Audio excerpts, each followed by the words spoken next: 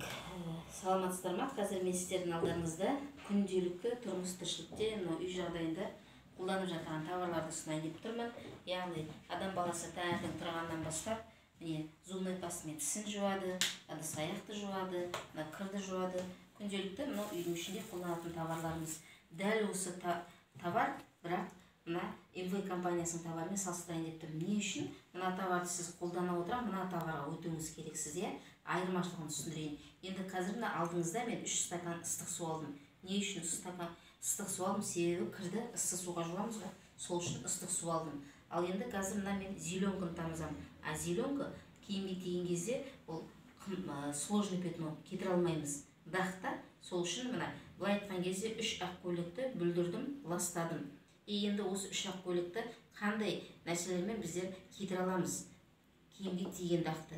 Бұл жерде біздің миссиямыз, мақсатымыз осы жердегі зеленканы ағартып тазалау. Енді жалпы бұл порошоктың сыртына үңілетін болсаңыздар, SA8 8 деген жазу босқа тұрған жоқ. Яғни мына порошоктың құрамы, мына порошокке қарағанда 8 есе қойылтылған концентрат біріншіден. Екіншіден, мына жерде биокус формула дейтін штамп, биоразлагаемый таза экологиялық товар деген сөз. Яғни бұл штамп болған жерде құрамында ешқандай химиясыз фтор, хлор, калий, карбонат 5 химикаты өндірілген МВ компаниясының порошогы. И содан кейінде мына жерде осы МВ компаниясының таза экологиялық жолмен жасалған отбеливателі. Және де бұл да 8 есе қойылтылған концентрат отбеливатель. Қазір көздеріңізше салыстырып көрсетемін. И үшіншісі ыдыс жууға арналған диш-дроп средствосы. Бұл да қойылтылған товар. Енді қазір біздің порошокке келетін болса, алдарыңызда тұрғаны 1 килограмм. Осы 1 килограммы бір семьяға 6 айға жету керек. Не себепті 6 айға? Себебі бұл қойылтылған товар. Үйіңізде стиральный машинаңыз 5 килограмм болатын болса, соға 5 кило кірді өлшеп салсаңыз, мына қасықтың жартысын саласыз. Жалпы қасық 60 грамм. 30 грамм 5 кило кірге жетеді. Енді күнделікті 30 грамм 5 кило кір жумаймыз ғой, яғни 1 кило, 2 кило мына жарты қасықтың жартысын салсаңыз болады. Соның өзі жеткілікті. Енді қазір мен сіздердің алдарыңызда осы порошокпен кішкене ғана тек болғаны бір шымшы салып жіберемін. Міне қазір бірінші стаканға көздеріңізше салайын. Бір шымшы салып жатырмын. Болғаны ғана кішкентай. Бірінші стаканға МВ компаниясының порошогы, екінші стаканға МВ компаниясының отбеливателі, яғни универсальный отбеливатель барлық киімнің түріне арналған. Бұдан да көрсетейін сіздерге, тек кішкентай бір шымшы салғаным.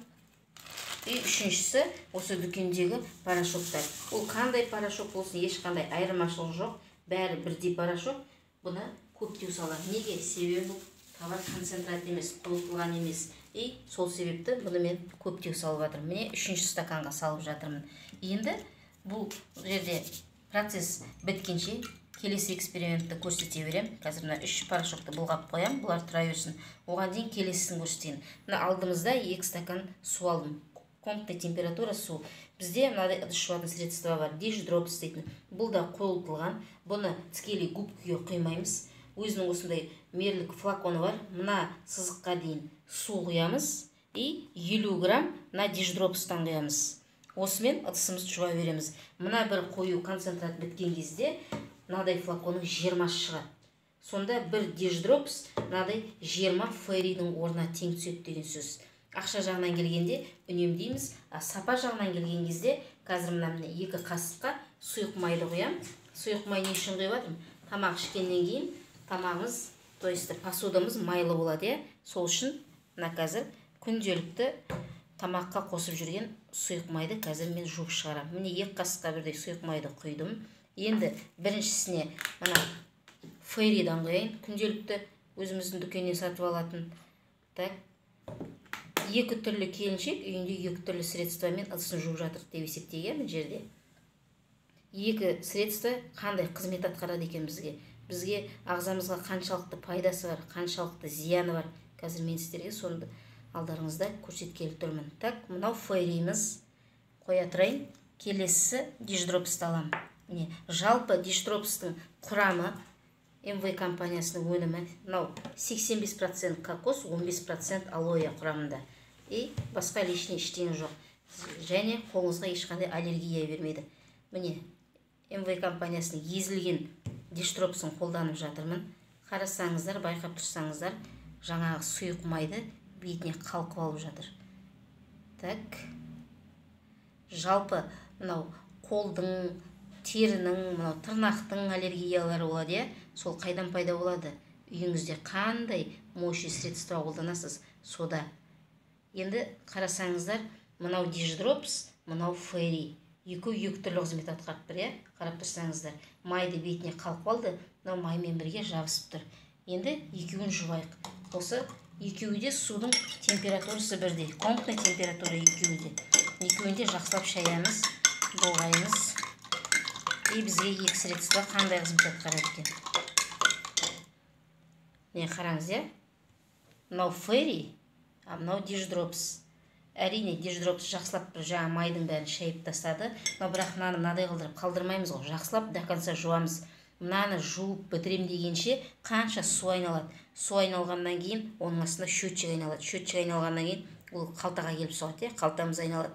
Но бірақ бұл фейриді кетіру үшін, мына фейриді ыдыстан кетіру үшін, ыдыс судың ыстығы 70 градус болу керек. 70 градус ыстықта біздер қолымыз пісіп қалады, Раз 70 градусқа мынау фейри шайылмады ма, ыдысымызда қалып қояды. Жұп-жұқа тонкий пленка ыдыста жүреді, и ыдыс арқылы ішке кетеді. Бронхит, астма, әртүрлі аурулар қайдан? Осы фейриден пайда болады. Енді үшіншісі зубной пастамызды көрсетейін, Мына жерде Colgate зубной пастасы, мына жерде глистер зубной пастасы. Екеуінің атқаратын қызметі қандай екен? Егерде мына пастың аузы ашық қалатын болса, жан-жағы қатып қалады. Қатуының себебі неде?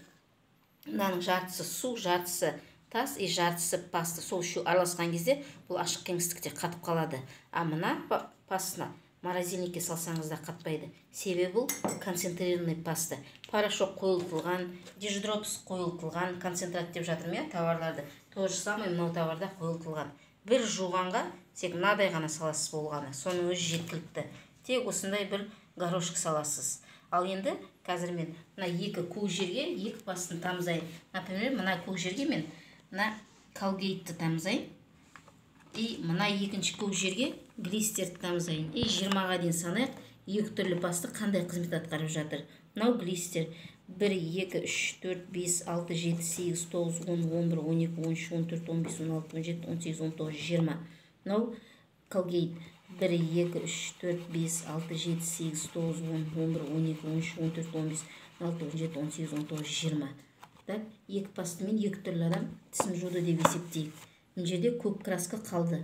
А мына жерде красканы ойып алды. Яғни ішіндегі жаңағы зубной пастың ішіндегі тастар. Сіз тісіңізді үйкелеп жуған сайын, біріншіден оны эмаль етіп жатыр. Екіншіден тіс пен тістің арасында тастар жиналады.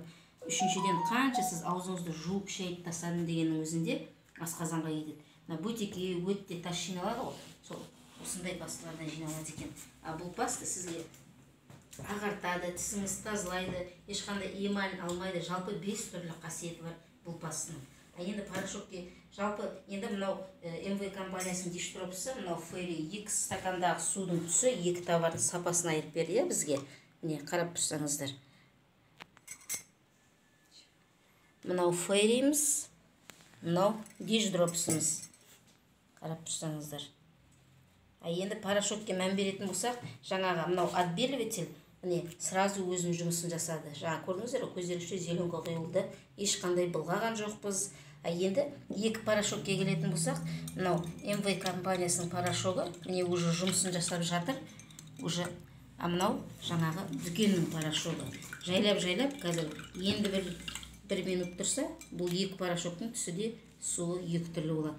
Мынау отбеливатель қалай жұмыс жасады, порошок те дәл осылай жұмыс жасайды. Самый главный, мына жерде айтып өтетініміз, мынау қатты көпіріп, порошоктың бәрі еріп кетті, но қатты көпіріп тұрған жоқ. А мына жерде көпіршік өте мол және порошок құрамында жүр. И осы химикат киімде қалып қояды. Киім арқылы теріге денеге кетеді. Мына псориаз, экзема, дерматологиялық тері аурулары қайдан? Осындай порошоктерден пайда болады. Көрдіңіз ба? Қандай қызмет атқарып тұр. Мына порошокты былай қойсам болады. Мына порошокты былай қойсам болады. мынау әлі де қазір жұмысын атқарып жатыр. И мынау отбеливателіміз. Енді өз таңдауларыңыз өзіңізде. Айкон тағы да бір сәл-сәл болап жіберейін. Жалпы бұның Виакус формула дейтін штампы бекерге қойылмаған ғой. Мынау әлем бойынша охрана окружающей среды дейді, яғни оннан 2 рет премия алған компания. За чисто экологически болғаннан кейін.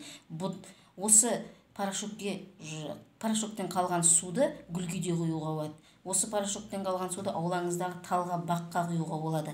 Мына порошоктарды құя алмаймыз ғой гүлге. Гүлімізді қуратып өлтіріп тастайды, яғни өсімдікті өлтіріп, өсімдікті қуратып тұрған нәрсемен өзіміз жуынып, шайынып, тұрмыс тіршілікте қолданып жүрміз. Мен сіздерге осындай таза, экологиялық, химиясыз МВ компаниясының өнімдерін үйіңізде күнделікті қолдануға ұсынамын. Дағыңызға рахмет. Рахмет.